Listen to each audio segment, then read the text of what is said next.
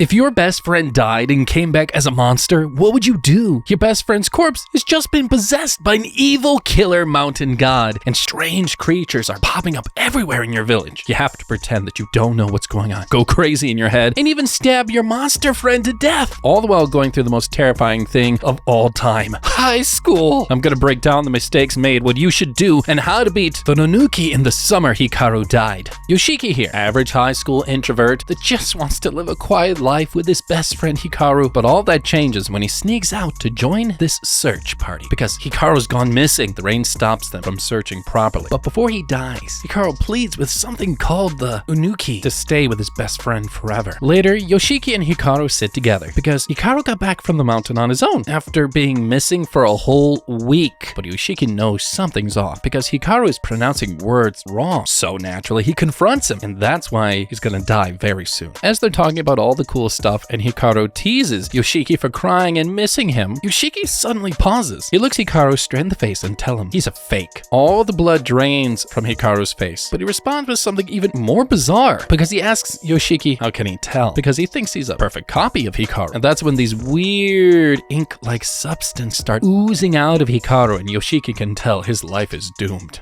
He made a mistake here, guys, because this is your best friend, or at least you suspect this person is a fake. Like most people think they cannot be harmed or hurt by friends. I mean, he already suspects that whoever Hikaru is not the real one. However, I do disagree with him confronting this fake Hikaru alone. Now, of course, the fake Hikaru might not necessarily say or admit that he's fake if there's other people around. So to be safe, it would be wise to have another friend nearby, and heck, even turn on your phone and start recording the whole conversation, just so you have extra evidence, especially when you're telling your other friends like, hey, this fake Hikaru is not the real one, I really think this person's fake. You really want to have some sort of evidence to back up your claims. So I think to be safe, have a friend nearby, either listening in on a phone call recording so they can hear everything, and that friend will know this Hikaru just admitted that he's fake. And plus, if something happens, ink-like thing, assuming your other friend is at all solid, they'll come to your help, distract this thing, to help yourself get away. At this point, Yoshiki has known that Hikaru's been down from the mountains for about 6 months. I would presented all of my findings and observations to my other friend and said, they're saying XYZ things, they're doing XYZ this. Stuff like that would help give credence and more likely in having that person believe you and being willing to help you even further. But since we don't know what the creature is, then maybe, I guess we could possibly lace myself in salt. So that way if the creature tries to come at me, then hopefully I'm protecting myself and less likely if something bad's gonna happen to you. Now, luckily, the new Hikaru pulls himself back before the ink thing can eat Yoshiki and begs Yoshiki not to make him kill him because Hikaru really likes the taste of ice cream. Yoshiki then decides that a fake Hikaru is, well, better than no Hikaru, and not that he would know that. Later, Yoshiki goes home and cries himself to sleep because understandably, he just literally, willingly, is not outing a ghost creature monster thing that you think has killed your best friend. Well, the next day, he heads off to school with this Hikaru like nothing happened. And even the monster is impressed with how calm Yoshiki is. Meanwhile, we see this dude named Tanaka heading out from a supernatural hunting company. He finds a monster in the wall and disposes of it, and we see him heading to Yoshiki's village. After school, Hikaru and Yoshiki head home with no idea that somebody is looking for them very soon. So they stop and buy some snacks, but after eating, Hikaru explains that he can remember the taste of things, but the experience is different because he's a new creature in Hikaru's body. And this is the difference why he will go around killing and harming people, because according to him, he wasn't alive before, so he's experiencing everything for the first time. When they're done messing around, they continue their journey back home. But as they pass by the woman, she freaks out because she knows something very wrong just passed her. And that's not the only bizarre thing that happens on their way back, because when they meet this elderly woman, she also freaks out and screams, Nonuki has come down the mountain. And after that, she turns around and runs away, and that's really weird. After they leave her, Yoshiki asks Hikaru if the real Hikaru is really dead. Now, the creature responds that he's totally dead. There's no possibility of him coming back to life, but it clarifies it did not kill Hikaru. It only loaned his dead body, if you get what I mean. At Yoshiki's house, Yoshiki asks a question if Hikaru likes him, and the creature responds very quickly that it likes him a lot, and that's why Yoshiki gets satisfied. Although he's crying, he makes Hikaru promise to never leave him alone again. That same night, that old lady that freaked out and ran away earlier when she saw him gets an anonymous arrival. Now, she refuses to open her door, so whatever it is, lets itself in anyways. After a lot of screams, her neighbors find her dead body a few hours later, and that's when this old man gets traumatized because he thinks he's next. Meanwhile, these bystanders watch the police identify the woman before they make a troubling statement. They think the Indo ritual did not not work, and that means everyone in the village is at risk. The next morning, Hikaru pretends that he doesn't know how the old lady died. Once again, Yoshiki can see through the lies. He just doesn't know how to prove it. Everyone in school talks about how the dead woman must have been cursed, but Hikaru's too busy trying to learn their choir song to pay any attention to them. Later, this dude asks for help walking back home because the road to his house is creepy. He thinks it's haunted. Yoshiki initially is like, no way, because he's smart and he knows stay away from spooky stuff, but Hikaru, he opts to follow them. Now it looks normal except that the real Hikaru hates spooky stuff. Now what he doesn't realize is that choice has triggered somebody else's spidey senses. Now Tanaka arrives and conducts an investigation in the late woman's house. The villagers tell him about strange things that's been happening in the village and about Hikaru and how he was missing the mountain for a while, and they all believe a ritual failed and there's a monster on the loose. The real history though, guys, is much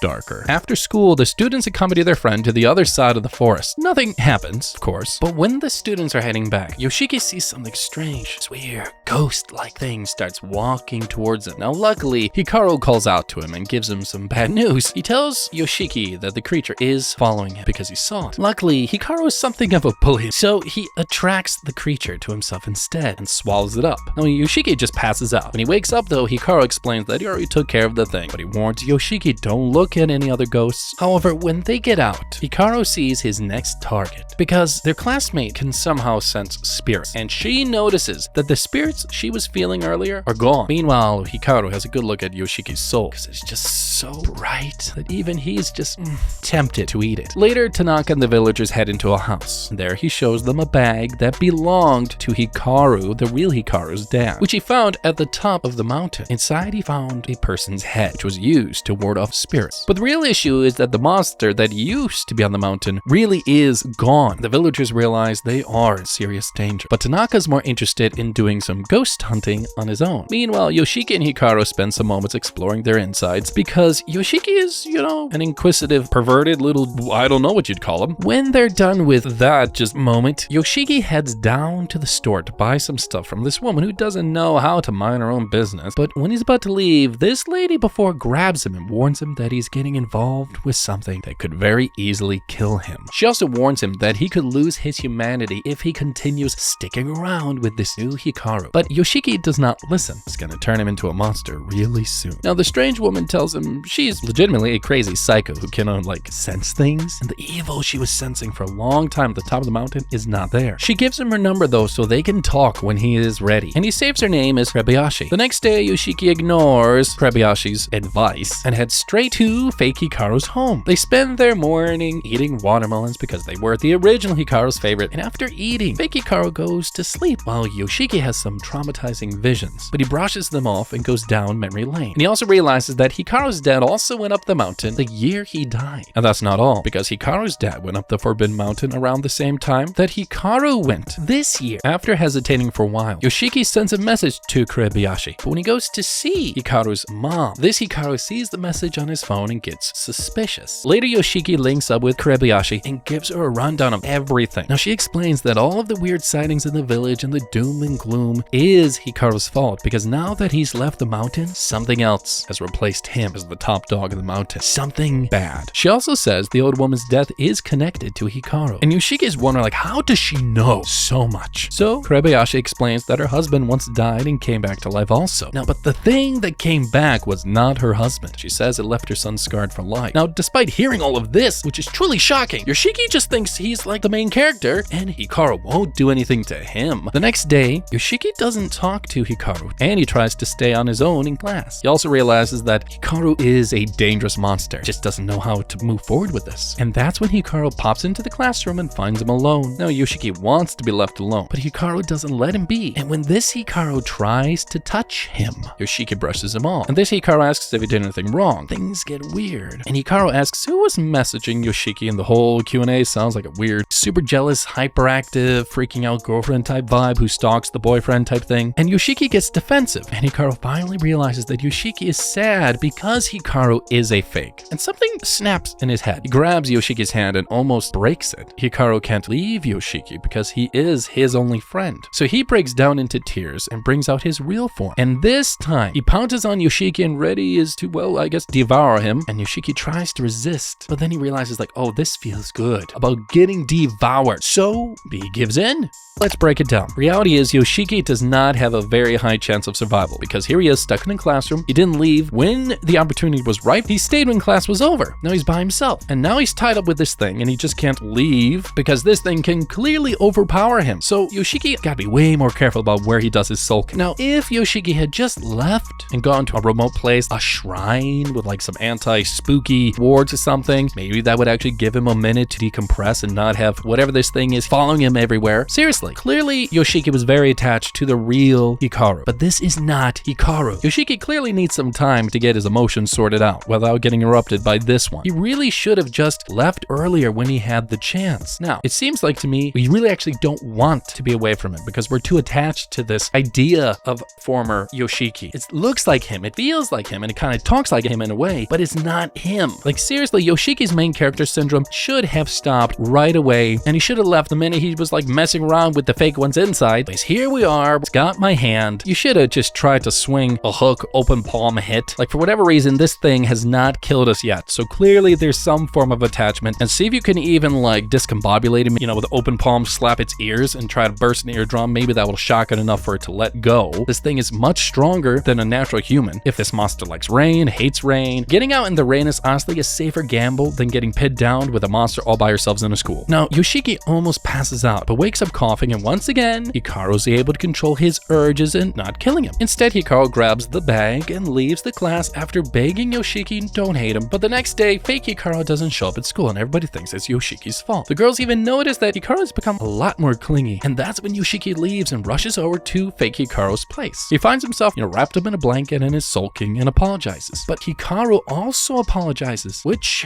honestly, an emotional trap. Now, this babe and her friend from Yoshiki's class talk by the train station, but just when her friend is about to leave, she hears a voice from the side warning that something evil's coming. So she advises her friend to stay away from the tracks for that day, and her friends listen because her intuition is usually right. Later, the old guys gather again, and they're really beginning to look like a cult hiding a dark secret. And this old guy, who we'll just call Osan, explains about the fate of the village that shouldn't have been left to Hikaru's family. One guy says they're overthinking things because he feels the Nonuki doesn't even exist, but they blow him off because their forefathers have been protecting the village from the monster for over 300 years. And while they're busy freaking out, Yoshiki has the time of his life at the fireworks festival with the younger sister and Hikaru. Now the old dudes babble on about whether they can trust Tanaka to handle business, but just when he shows up and joins their meeting, making everything awkward, he asks for more information about the ritual and says it's a ritual for their mountain god. Now Tanaka asks a few more questions before pointing out why he's finding things really sketchy. He says all of the surrounding villages have churches, but only their village has a mountain god and only one shrine. And that's why he believes it's more than a coincidence that no other religion or any sort of anything has found its foothold in this village. While they're talking, Tanaka's pet suddenly screams, and that's when he realizes his barrier's been damaged. And at the same time, Hikaru realizes he cannot enter a specific area. So he turns around quickly, and Tanaka rushes out to go find the creature. But Hikaru and Yoshiki have already gone somewhere else to eat ice cream, and their peaceful time is about to be interrupted. Now, because Hikaru finally gets the courage to ask Yoshiki how did he know he was not the real Hikaru, and that's when Yoshiki reveals he knew because he saw the dead body of the real Hikaru the day he died. And then he misses the real Hikaru, so he starts crying like a wuss, woohoo. And when the old guys learned that the creature came to the festival, they asked Tanaka to place barriers all over the village. And that's when they learned that great barriers come at a very heavy price. Turns out Tanaka had to kiss one of his organs goodbye for the sake of the barrier because he has no spiritual energy. And that's how he figures that the creature they are dealing with is probably in a disguise. Meanwhile, Kurebayashi goes out at night and swats away a new spirit trying to take on form of the world. She's like some sort of secret spirit defender. The next day, Yoshiki's sister, Kaoru, is in the bathroom, but when she sees hair that's longer than hers, she tries to grab it, but it recedes. Holy frick. Things get really spooky because outside her window, she sees the silhouette of a ghost. Now, meanwhile, Hikaru and Yoshiki skip football practice to do more inside exploring. Gross. But this time, Yoshiki thinks it's not as weird as now, and he realizes it's because he's becoming more of a monster. Now, Hikaru returns the favor by touching Yoshiki. But since he's a monster, not a man, his cells infiltrate Yoshiki like a virus. But Yoshiki eventually stops screaming like a wuss. After school, Yoshiki, Hikaru, and the dude go to the arcade. But there, Yoshiki asks for this Hikaru's help with chasing out the ghost tormenting Kaoru. So they head home. But when they get in, Hikaru asks Yoshiki to wait outside while he goes to the bathroom for the ghost hunt. However, after waiting for a while, Yoshiki just can't bear the wait. So he goes into the bathroom, and he sees a scene that makes his heart drop. Hikaru is underwater in the bathtub. He already emotionally lost the real Hikaru once, so he's not gonna lose this one. So he springs into action to try to save him. As soon as he grabs Hikaru's hand, feels like his body's being invaded by Hikaru again. And the force of the energy pulls him into the water too. Now under the water, he realizes that he's being pulled up by a wig ghost. And then he falls into a trance and sees a lot of gross, brain-like ghosty things trying to get his attention. And he gets squashed by the ghost's brains passing through his subconscious. Now luckily he remembers when he fought with Hikaru during their childhood. And he doesn't realize that his body is like stuffing Hikaru's head under the water in the real world. Like his real body is doing this. And Hikaru notices that Yoshiki is unconscious and is being possessed by other ghosts. But when he manages to push him out of the water, this ghost thing bites Hikaru's arm, and Hikaru uses the opportunity to force some of himself into Yoshiki, and they kind of like push out the ghost monster together. After that, he like Kamui's, the wig ghost, like he's some Obito or like Kakashi with a Sharingan type thing. And then they spread their clothes out to dry because they are soaked, absolutely soaked. Okay, that is really concerning. Honestly, the two are likely to make it out alive. I'm not that surprised because the fake Hikaru is some sort of spirit ghost, but Yoshiki really could have died. This evil spirit lightning rod, Hikaru, was like created as like the perfect magnet to hold all these weird curiosity ghost evil spirits at the top of the mountain with himself. Now because Hikaru was dying and made a wish for Yoshiki not to be sad, the creature possessed Hikaru and came down the mountain just to be Yoshiki's friend. But this means that with him gone, all the monsters that he was keeping at bay are now flooding the village, eager to experience what he has denied them through his existence for the last couple of decades. We got a problem. So we have a few options. One, you gotta train Yoshiki and got to build up his spiritual power, energy, ki, whatever it is, and actually have him be usable and defend himself, because right now, Yoshiki is a huge liability. Seriously, he very likely will die pretty soon. Hikaru cannot be everywhere. He is not omnipotent. And that means the only way that he can protect himself is by teaching Yoshiki some ghost taijutsu, whatever it is, to make him stronger, more able to defend himself. But now this specific situation, we're heading to Yoshiki's house, take care of a ghost, right? Well, first off, don't enter the room all by yourself. Yoshiki is way too trusting. Hikaru's monster really could be like the boss of all these things tormenting him. Now because Hikaru might have like a hero complex and wants to be the one to save him, he could be orchestrating this whole thing because we're facing a literal ghost here. Like the world is growing, expanding way too fast. Heck, even grabbing a bloody stick, using it to poke Hikaru in the water. Hikaru's not human. You don't have to worry about getting him killed. So like poke him, wake him up, and then continue the ghost hunting. Now when Yoshiki's family gets back, they have no idea of the whole life and death situation that just happened. And they invite him to eat. And while watching him eat, Yoshiki really begins to think that Hikaru might just be able to live a normal life after all. Meanwhile, Tanaka heads down to a burial site, does a little cutty,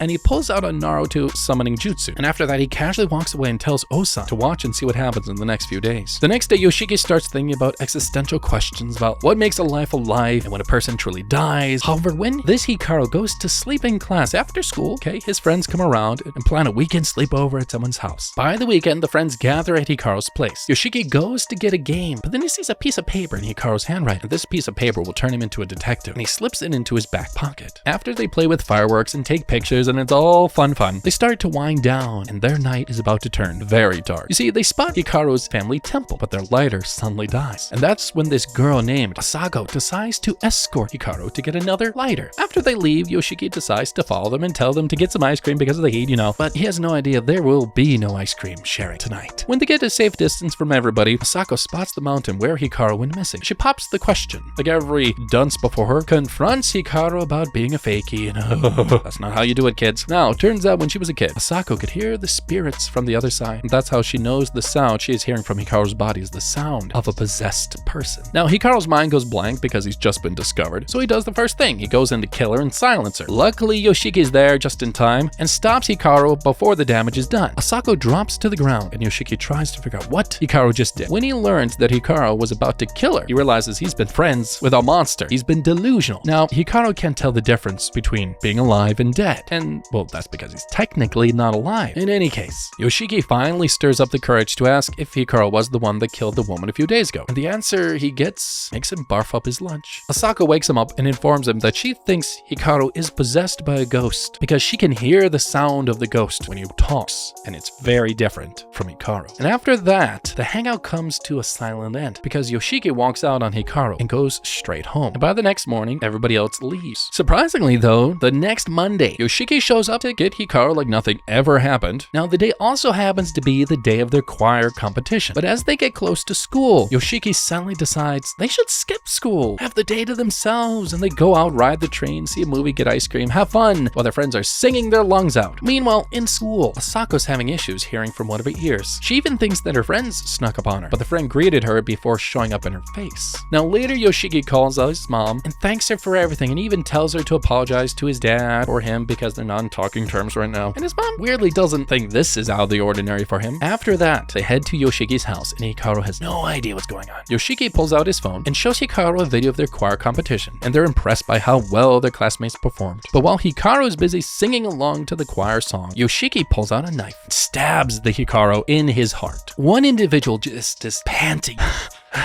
and the other just loses his mind because he realizes that a freaking knife is not killing this thing. This Hikaru tries to make sense of the whole fun day they just had, and that's when Yoshiki explains he had planned to kill this Hikaru after giving him good memories. But since he didn't work out, he asks this Hikaru to just kill him instead. Here's what I think. This should have never happened. First off, Yoshiki, you are an idiot. You've been farting around with this thing, shoving your hands on its insides. It's been all over you, and you shouldn't at this point realize this is not human. But you have this weird attachment to this thing, and you're putting yourself in harm's way, and then you try to kill it again, like how a human could very well die if you stabbed a human in the heart. But this is not human, because again, you've just been shoving your hand in this thing's insides. You have no idea how to kill anything. Honestly, he should have died a long time ago. You gotta get more information on what this fake Hikaru is. Learn what its weaknesses are and approach it that way. If you've already decided you're gonna try to kill him, why not talk to the Kobayashi girl and figure out what to do? Now you're just asking it to kill you because your idiotic attempt to kill it has failed. This might have very little sympathy for you. Now Hikaru tries to obey Yoshiki's instruction, but then it changes its mind because he's gonna be lonely without Yoshiki and things get really weird.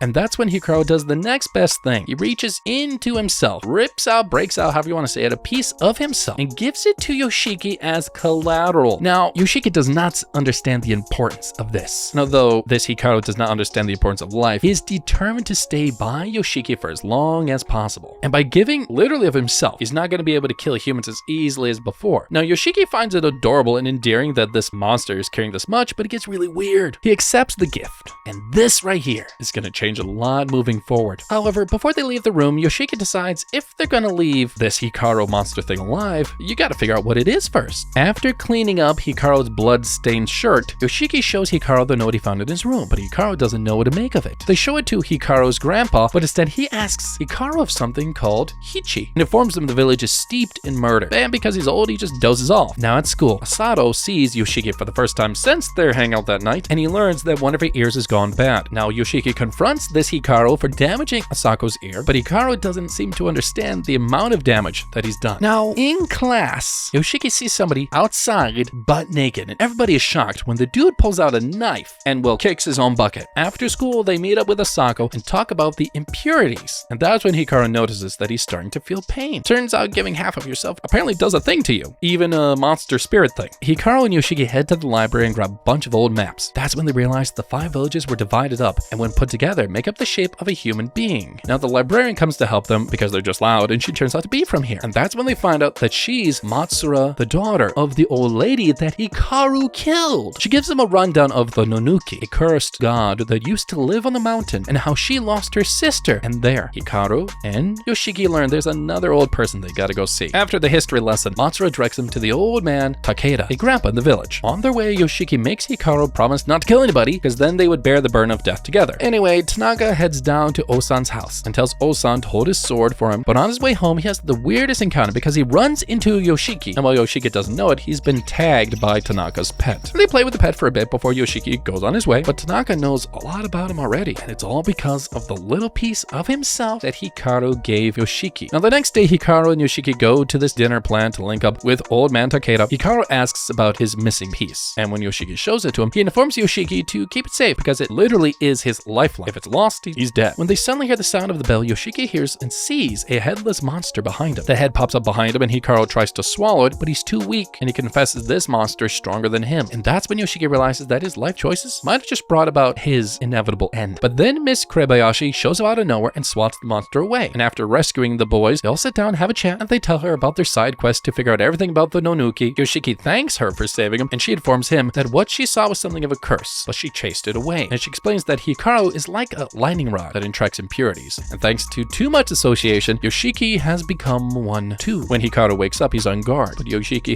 calms him down, and she quickly gets in Hikaru's good books by giving him treats. They talk for a while, and she tells him her story about how her husband came back to life, but almost killed her son, and she believes Hikaru is different, like a different kind of life form. However, she explains that if things continue where they are, more villagers villagers will die. And that's when Hikaru and Yoshiki become like stud bros and decide, oh, we're gonna protect everybody. Meanwhile, the curse returns to Tanaka, finally figures out who the monster is from the curse's memories, and he's going to take action tonight. Now, before Hikaru goes, Kurebayashi warns him that if he doesn't leave Yoshiki soon, Yoshiki will no longer be able to return to the human world. Later, Yoshiki digs a small grave for the original Hikaru, and at home they reveal all the info they have about the Nonuki, which is boring, but Hikaru considers returning to his lightning rod duties at the top of the mountain. But because Yoshiki's a greedy little selfish, he doesn't let Hikaru do the honorable thing, and instead he encourages Hikaru to join him in investigating. And when they head over to Old Man Takeda's place, although he's not been seeing anyone, when they mention Miss Kurebayashi, they suddenly get a golden pass into the room. Conversation starts, but it doesn't last long. Old Man Takeda thinks she's a medium, but he also believes that he's going to be killed like Matsura because of the impurities in the village, and he rambles on about everything is Hikaru's family's fault because something called like their sin, and he explains that Hikaru's family wished for too much. But then he gets possessed by a ghost and things go south. Ghost Takeda attacks Hikaru and Yoshiki with Tanaka's blade, but Tanaka shows up, snatches the blade, uses it to chop off Hikaru's head, and just like that, Hikaru's dead. And Hikaru's inner fluids, they all go haywire, start pouring out everywhere, and Tanaka laughs like a twisted psycho. However, he's not dead. Hikaru doesn't give up that easy. He grabs Hikaru's head, sticks it back to the body, and after a while, the head obeys, sticks to the body, but it leaves a permanent mark. And later, Yoshiki wakes up in the hospital, and Hikaru still isn't awake. Meanwhile, Tanaka is intrigued by the creature and wonders if his job is now done, now that he's chopped the monster's head. Osan shows up worried about Tanaka's mental state, but Tanaka assures him that he wants to do something about the Nonuki because he's on humanity's side. Kurebayashi comes to visit and talks with Yoshiki about how he needs to stay sharp. However, Hikaru wakes up and immediately tries to swallow Yoshiki, but Kurebayashi stops him in time and regains his full consciousness. And then they mess around for a bit, and the next day Hikaru heads down to school and everybody's happy to see him. Later, they continue their research on Nonuki, and the dude tells them that he knows about something called Unuki, which was a drug for killing things that the people started worshipping as a god. Yoshiki goes full Sherlock Holmes mode on it, and it all leads back to the Indo sin. But they don't know what it is, and they're gonna look to find out. They decide to visit the Indo family shrine, and that's where they find these creepy thousands of heads, and Hikaru's brain triggers an old memory. Turns out the villagers used to offer people's heads to the Nonuki as an offering in the past, and the Indo was in charge because of their sin. Now, to figure out what the sin is, Yoshiki decides to talk to his dad for the first time in years, and he learns from his dad that one Indo met the deity on the mountain, asked him to bring his dead wife back to life, and it did, but the cost was the heads of numerous people in the village, because a lot of people died, but the Indo family members stayed alive. Because of it, it became their sin, and every year they had to appease the mountain god, and if not, everyone would die. Yoshiki continues to ask more questions because he thinks Nonuki's really a god that grants wishes, and he even stumbles upon a picture of something like Nonuki from the 15th century in a book. And later Yoshiki tries to give Hikaru back his peas, but Hikaru's like no. Then Yoshiki tells the monster about the real Hikaru and how different they are, and this talk brings Yoshiki to a realization. But before then, they walk down the classroom hall and Hikaru suddenly stops and his monster ooze comes out of anywhere, and he tries to attack Yoshiki once again, who at this point is like used to the crazy, and him getting swallowed doesn't freak him out. Well, that's just great. You're now like Parasite the Maxim, which is really bad because your life has now somehow become inseparably linked with this monster Hikaru, so much so that Hikaru didn't even feel any negative emotion once his ooze flowed into him again. It's just bizarre. It's like he's got some weird Stockholm syndrome, like a coping mechanism to have positive feelings towards this creature. Like he's trying to cope with the real Hikaru's death, being totally fine with having this monster be Hikaru in his body. And he's even got a piece of him. Like he's covered in ooze. He should maybe get a knife or have something sharp with him and poke this little bit of Hikaru. Maybe not to kill him if he doesn't want to kill him. And then that way he's able to get free and kind of bring him back to his senses. But let's say he wants to go nuclear, why doesn't he just stab the thing and kill him, and then he can just move on with his day? Once again, Yoshiki maxed out on his luck stab because he's a main character, and after that he runs away and doesn't show up at school again. And instead he visits Kurebayashi and confirms his suspicion that he's bad for Yoshiki from her. And he knows because after getting his head cut off, he's no longer in complete control of everything, and that's why he decides to go back up to the mountaintop, but he cries about his choice, and Yoshiki continues his research. But the Hikaru monster does not show up early at school. Meanwhile, Tanaka tells Osan that the Nonuki was never real, it was an imaginary monster created by the villagers. However, Asako and Hikaru sneak away from the assembly and spend their morning talking about how the monster isn't really Hikaru, and he doesn't hide it, and warns her that asking questions like that could get her killed in other circumstances. When Asako realizes that Hikaru is really dead, she cries, and that's when the monster realizes that he stopped the village from mourning Hikaru because he's living in his body, and he never got a proper funeral. So that's when he decides to leave for good. So he shows up at Yoshiki's house and invites him on a trip, and they go back up the mountain, and as they talk, they grab a gift for Yoshiki's sister Kaoru, and they head back to the beach, and Hikaru tells Yoshiki that he feels that he can grant wishes, and because Hikaru's dying wish was for Yoshiki and everybody not to be lonely, that's why he took over. It's all a big sob story, but Yoshiki doesn't buy it, and he almost gets gets into a fight with Hikaru's monster because he feels it's like trying to abandon Hikaru's body. And what they don't know is that Tanaka is watching them in the distance. But the water carries away Hikaru's gift, and Yoshiki doesn't care because he's busy trying to convince Hikaru, don't go back up the mountain. And Yoshiki successfully convinces him to stay by proving that nothing is certain, and that if he does go up the mountain, there's no certainty that the impurities will disappear. So they resolve to research together and find a better solution to the problem. And that's when Tanaka shows up and joins them at the beach, and he even manages to save Kaoru's toy from drifting away, but we'll never know yet if he kills Hikaru permanently or not.